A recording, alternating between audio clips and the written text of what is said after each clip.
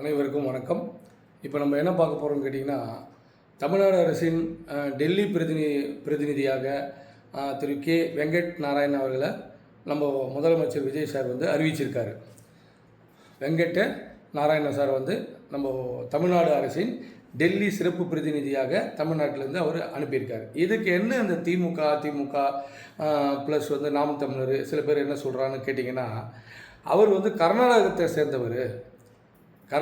சேர்ந்தவர், அதனால் அவர் எதுக்கு நீங்கள் அனுப்புகிறீங்க, அவர் அனுப்பக்கூடாது, மிகப்பெரிய வந்து இது வந்து தமிழனுக்கு விளைவிக்கக்கூடிய தீங்கு இது அப்படின்னு சொல்லிட்டு தேவையில்லாதெல்லாம் அந்த திமுக நாம் தமிழர்லாம் பேசுகிறாங்க. இப்போ நம்ம என்ன சொல்ல வரோம் கேட்டிங்கன்னா, ஒன் இயர் தான் அவருக்கு 1 இயர் தான் பதவி காலம். அந்த டெல்லி சிறப்பு பிரதிநிதியாக தமிழ்நாட்டிலேருந்து போகிற வெங்கட நாராயணன் சார் அவர்களுக்கு 1 இயர் தான் பதவி காலம். இவங்க என்ன சொல்ல வராங்கன்னா, அவர் வந்து ஒரு வேற்று மாநிலத்தை சேர்ந்தவர், இப்போ மேகதாது அணை கட்டுறாங்க, அதுக்கெல்லாம் அவருக்கு அந்த பக்கம் ஆதரவாக இருப்பார், கர்நாடகாவுக்கு ஆதரவாக இருப்பார், தமிழ்நாட்டுக்கு எதிர்ப்பாக தான் இருப்பார். டெல்லிக்கு போனால் கூட அவர் வந்து தமிழ்நாட்டுக்கு எதிராக பேசுவார், கர்நாடகத்துக்கு ஆதரவாக பேசுவார் அப்படின்னு எங்கள் எதிர்கட்சிகள்லாம் விஜய் சாருக்கு தாவேகாவுக்கு எதிராக அத்தனை பேருமே பேசுகிறாங்க. இவங்க வந்து நான் என்ன கேட்குறேன், திமுக வந்து என்ன கொள்கையை ஃபாலோ பண்ணுறாங்க? திராவிட கொள்கையை ஃபாலோ பண்ணுறாங்க. திமுக அதிமுக தேமுதிக அப்புறம் பார்த்திங்கன்னா இன்னும் இந்த திராவிடத்தை, அதாவது திமுகனா திராவிட முன்னேற்ற கழகம், அதிமுக அண்ணா திராவிட முன்னேற்ற கழகம், தேமுதிக தேசிய முற்போக்கு திராவிட முன்னேற்ற கழகம், திக திராவிட கழகம். இவங்க இன்னும் வேறு யார் திராவிடத்தை எதெல்லாம் எதிர்ப்பு பேசுகிறாங்களோ அவங்களாம் சொல்கிறேன். திராவிடம்னா என்ன? தமிழ், தெலுங்கு, மலையாளம், கன்னடம், துளுவம், இந்த 5 மொழிகள் தான் திராவிட மொழிகள். திராவிட மொழி, திராவிட பண்பாடு, திராவிட கலாச்சாரம், திராவிடத்து சம்பந்தப்பட்ட அனைத்தும் இவங்களுடைய கொள்கையாக வச்சுருக்காங்க. யார்? திராவிடத்தை கட்சியாக வச்சுருக்கிறவங்க. கட்சியில் திராவிடம்ன்ற கொள்கையை வச்சுக்கிறோங்க. திராவிட சித்தாந்தம், திராவிட கொள்கைன்னா இதுதான். தமிழ், தெலுங்கு, மலையாளம், கன்னடம், துளுவம். இப்படி இருக்கும்போது அவரும் திராவிடத்தை சேர்ந்தவர் தானே. கன்னடம் என்பது திராவிடத்துக்குள்ளே தானே வருது. அப்படி இருக்கும்போது அவரை நீங்கள் எதிர்க்கிறீங்கன்னா யாரை? அந்த வெங்கட நாராயண சார், கே வெங்கட நாராயண சாரை வந்து நீங்கள் எதிர்க்கிறீங்க. ஏன்னா கன்னடத்தை சேர்ந்தவர். அப்படின்னா அதிமுக திமுக நாம் தமிழர் விட்டுருங்க. திமுக தேசிய முற்போக்கு கழகம், விஜயகாந்த் சாருடைய கட்சி, இந்த திராவிட கட்சிகள் நீங்கள் எல்லாமே வந்து பார்த்தீங்கன்னா யார்?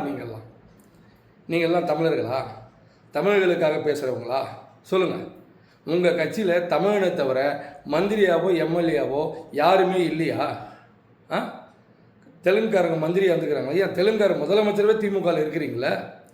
அதிமுகவில் தெலுங்குக்காரங்க இருக்கீங்களே. தேமுதிக கட்சியே தெலுங்குக்கார கட்சி தானே. கி வீரமணி திராவிட தானே பேசுகிறாரு.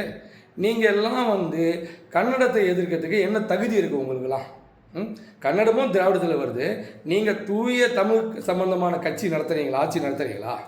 தமிழர்களுக்கான ஆட்சி நடத்துறீங்களா? தமிழ்நாட்டுக்கான ஆட்சி நடத்துறீங்களா? கிடையாது. நீங்கள் நடத்த திராவிட கட்சி. தெலுங்குனும் வந்து வாழலாம், கன்னடனும் வந்து தமிழ்நாட்டில் வாழலாம், மலையாளியும் தமிழ்நாட்டில் வந்து வாழலாம், துளுவர்கள் அது ஒரு மொழி தான். தமிழ், தெலுங்கு, மலையாளம், கன்னடம், துளுவம் 5 மொழிகள்.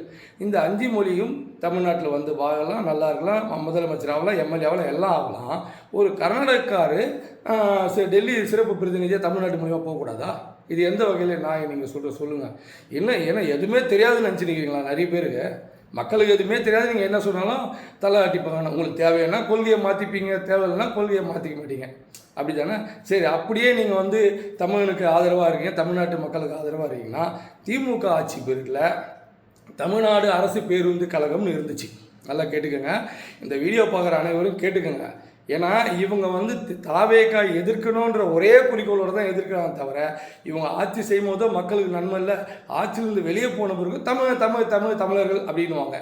ஆனால் தமிழர்களுக்கும் தமிழினத்துக்கும் தமிழ் மொழிக்கும் தமிழ் வரலாறுக்கும் இந்த திமுக வந்து என்றைக்குமே வந்து ஆதரவாக நிற்காது. தமிழ் இனத்தை அழித்தவங்களும் அவங்க தான், இனி தமிழ் வரலாறு அழிக்கிறதும் அவங்க தான், ஏற்கனவே அழித்தவங்களும் அவங்க தான். அதுக்கு எடுத்துக்காட்டு ஐயா ஸ்டாலின் ஆட்சியில் பார்த்தீங்கன்னா தமிழ்நாடு அரசு பேருந்து கழகம்னு இருந்துச்சு. அப்போது தமிழ்நாடு அரசு பேருந்து கழகன்றத அந்த பேரை தமிழ்நாடுன்றதை எடுத்துகிட்டு அரசு பேருந்து கழகம் அப்படின்னு ஏன் வச்சார் ஐயா ஸ்டாலின்? திமுக திராவிட ஆட்சியில் அரசு பேருந்து கழகம் ஏன் அறிவிச்சிங்க? இது தமிழ்நாடு தானே. கர்நாடகத்தில் கன்னட போக்குவரத்து கழகம், ஆந்திராவில் ஆந்திரா போக்குவரத்து கழகம், கேரளாவில் கேரளா போக்குவரத்து கழகம், தமிழ்நாட்டில் அரசு போக்குவரத்து கழகம்.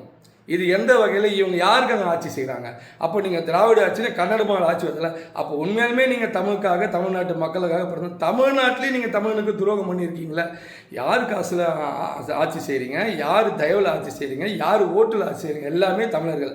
அந்த தமிழர்கள் ஓட்டை வாங்கின்னு, தமிழர்கள் வரிப்பணத்தை வாங்கின்னு, அந்த வரிப்பணத்தை நீங்கள் கொள்ளடிச்சின்னு தமிழனுக்கு எதிராகவும், தமிழ் மக்களுக்கு எதிராகவும், தமிழ் மொழிக்கு எதிராகவும் நீங்கள் ஆட்சி செய்கிறீங்க. அப்போ தமிழ்நாடு பேரை எடுத்துகிட்டு அரசு பேருந்து கழகம் வச்சிங்க. ஆனால் இப்போ வந்திருக்கிற முதலமைச்சர் விஜய் சார் என்ன பண்ணியிருக்க, தவிக தலைவர் விஜய் சார் என்ன பண்ணியிருக்க தெரியுங்களா? அந்த தமிழ்நாடுன்ற பேரை சேருங்க போக்குவரத்தில், தமிழ்நாடு அரசு பேருந்து கழகம். இப்போ என்ன புரியுது உங்களுக்கு? இவர் தமிழ்நாட்டுக்கு எதிராக வேலை செய்கிற ஒருத்தரை டெல்லிக்கு அனுப்புவாரா? அப்படி அனுப்புகிறா இருந்தால் தமிழ்நாட்டு மேலே, தமிழர்கள் மேலே நம்ம முதலமைச்சர் விஜய் சாருக்கு அக்கறை இல்லாமல் அக்கறை இருக்குது இல்லைன்றது அப்புறம். ஆனால் தமிழ்நாடுன்ற பேரை சேருங்க சொல்லிட்டு தமிழ்நாடு அரசு பேருந்து கழகம் இன்றைக்கி எல்லா பஸ்லையும் இன்றைக்கி எழுதியிருக்காங்க, ஒட்டியிருக்காங்க. இது தொடரும் சொல்லியிருக்காங்க. இப்போ இந்த வேலையை தமிழ்னு பேசுகிற திமுக ஆட்சியில், ஸ்டாலின் ஆட்சியில், உதயநிதி யார் யாரோ பேசுகிறாங்க இன்றைக்கி, தேமுதிகலாம். இவங்கெல்லாம் ஏன் பேசலை? நீங்கள்லாம் தெலுங்காரங்க தானே, அதனால் பேசலையா? உண்மையாலுமே நீங்கள் தமிழில் தான் அது பண்ணுவீங்களா? இதை விட இன்னொன்று என்ன பண்ணிங்கன்னா, இந்த ஏலகிரி பக்கத்தில் ஒரு மலை இருக்கும். அந்த மலை ஒரு 24 கொண்டை ஊசி வளைவு இருக்கும். அந்த கொண்டை ஊசி வளைவில் பார்த்தீங்கன்னா அந்த இடத்துல 18வது வளைவுன்னு நினைக்கிறேன், அதியமான் கொண்டை ஊசி வளைவுன்னு இருக்கும். அதியமான் வளைவு, அந்த ஒரு வளைவுக்கும் பாரி வளைவு, ஆரி, நல்லி, பேகன், அதியமான், இந்த மாதிரி ஔவையார், பாரதியார் வளைவு ஒரு வளைவாக பேர் இருக்கும். 24 வளைவு நினைக்கிறேன் அந்த மலைக்கு மேலே ஏறுறது. அதில் 18வது வளைவு அதியமான் வளைவுன்னு நினைக்கிறேன். அந்த அதியமான் வளைவை அழிச்சிட்டு, அதியமானை அழிச்சிட்டு இவங்க என்ன பண்ணிக்கிறாங்க தெரியுமா? பெரியார் வளைவுன்னு எழுதியிருக்காங்க. பெரியார் யார்? கன்னடம் தானே. அங்கேருந்து கன்னடத்துலேருந்து இங்கே வந்தவருன்றாங்க. ஆனால் அவர் தாய்மொழி தெலுங்கு, பெரியார் தாய்மொழி. நீங்கள் விரும்புகிற தலைவர் அத்தனை பேருமே தெலுங்காரங்களாக இருப்பீங்க. பெரியார் தெலுங்கு, அண்ணா தெலுங்கு, கலைஞர் தெலுங்கு, ஸ்டாலின் தெலுங்கு, உதயநிதி தெலுங்கு. நீங்கள் எல்லாமே தெலுங்காரங்க. கன்னடன் எப்படி எதிர்ப்பீங்க? கன்னடனும் திராவிடம் தானே. இப்போ இங்கே இருக்கிற கன்னடர்கள் நல்லா தானே, ஒரு பிரச்சனையும் இல்லை. நீங்கள் எப்படி கன்னடனுக்கு எதிராக தமிழனை தூண்டி விடுறீங்களா?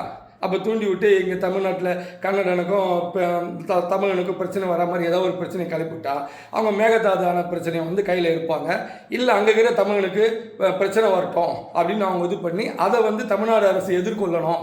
அப்போ விஜய் திணறுவார், என்னடா அது தமிழ்நாடு கர்நாடகா இவ்வளோ பிரச்சனை வந்துச்சு அப்படின்னு அந்த மாதிரி ஒரு நிகழ்ச்சி நடக்கணும்னு விரும்புகிறீங்களா? அப்போது அவருக்கு தெரியுங்க, விஜய் சார், முதலமைச்சர் விஜய் சாருக்கு தெரியும் என்னென்னா யாரை நியமிச்சா ஒன்று தெரிஞ்சுங்க. அவர் அப்பயே சொல்லிட்டார் பதவி ஏற்கும் போதே, அந்த சென்டர் இந்த சென்டர்லாம் பவர் சென்டர் கிடையாது, ஒரே பவர் சென்டர் தான், அது நான் தான் சொல்லிட்டார். அதுலேருந்து என்ன தெரியுது உங்களுக்கு?